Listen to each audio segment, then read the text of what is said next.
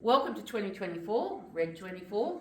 Thank you for joining us today. I want to say how happy I am to have your children in a class with me, and how grateful we are that you allow us to share that time with your child each day. This is the start of the new school year. I hope that by the end of this you'll have a clearer idea of what Red24 means and what you hope that your child will get from their time with me during this class. As parents, you play a crucial role, and we're looking forward to your support. Okay, about me, I've been teaching for a very long time. We won't talk about that. But what I do really value is child-centric, which child-centred education. And for me, learning in the classroom is very much about empowering the students to have control over their own learning and to be part of their journey. And I hope through activities and things that we do this year, you'll also become a deeper member of that journey. Okay, so our school, as you may well be aware, is a PBL school, Positive Behaviour Learning. So what the positive behaviour learning is, it's about giving a structure to our students to help them understand their behaviours in isolation and how they can work for them. If you look underneath it, we have broken that down a bit into how they can manage to use their behaviours and their actions to work for themselves. We're also a Berry Street school. Now, Berry Street School is what we call trauma-informed practice, but what it is really about helping children become better at managing their emotions and being able to apply their anxieties to learning and become positive and happier people. Now, we do have routines such as morning circles, positive primers, and all our teachers are trained in it. We regularly recap that each year, and if you would like to learn more about it, we're more than happy to talk to you about it. So how that looks for us in Red. We meet every morning. We sit in this space for a circle. In fact, let me tell you a little bit about Red. There's a couple of things that we are focused on here this year. We are using the term self-regulate a lot, and that's part of our our Berry Street training in our PBL. We're asking students to really think about how they regulate their learning, how they regulate their interactions, and using that language has become quite empowering for some of our students already, even in 2 short weeks. We also are looking at formal and informal learning. If Mr. Gardner would like to span around here, this is our formal learning space where all our children come together for whole class lessons. We work as a team here. Mrs. Fenn often joins us to help with maths learning and sometimes English learning, and we will team teach. We also have Mrs. Schmidt, who comes in to help. She's our learning mentor. She's working with a number of our children to keep on task with reading and other targets. Now I'm moving slowly into our more informal learning space, which is actually the engine room of our learning.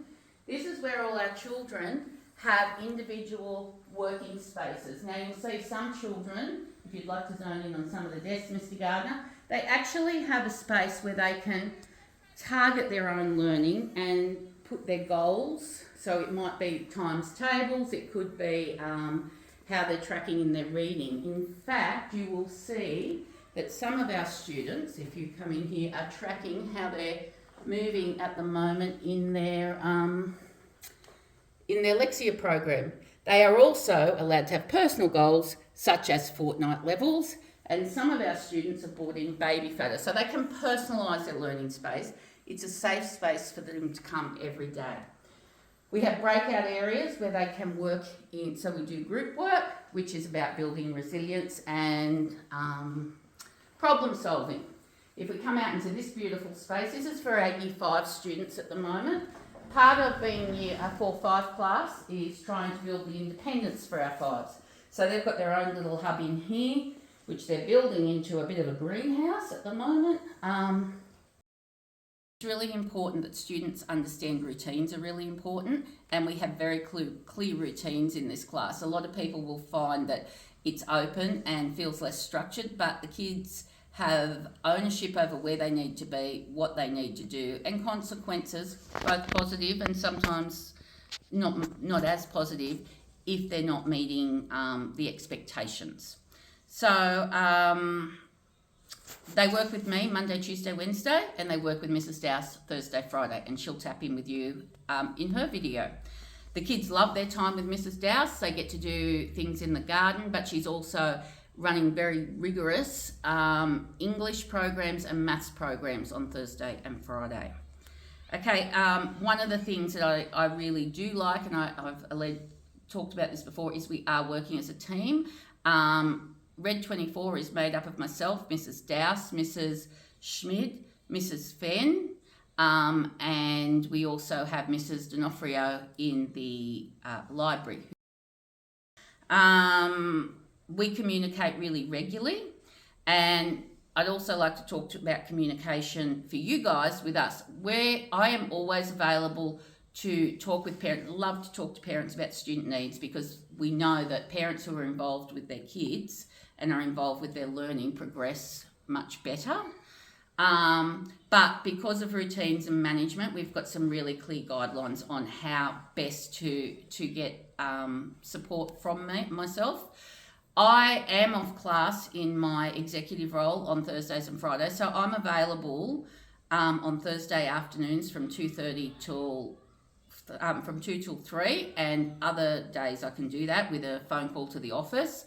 I'll also send emails out to communicate with you about your student, your child.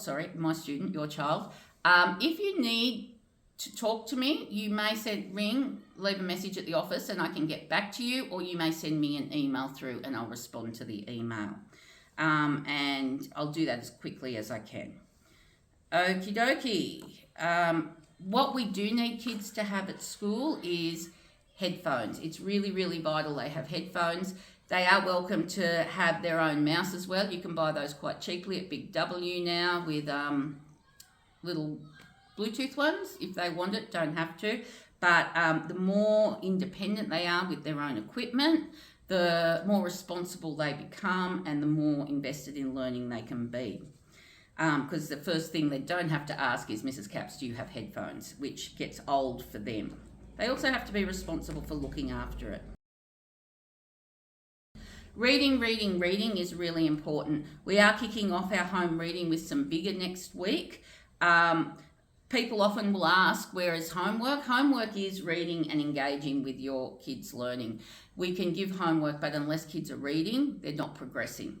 And some kids, that is really hard, and I'm happy to talk to parents about ways in which we can bring reading into your house. It doesn't have to be the old way where they just cry and carry on. There's lots of different ways we can do that.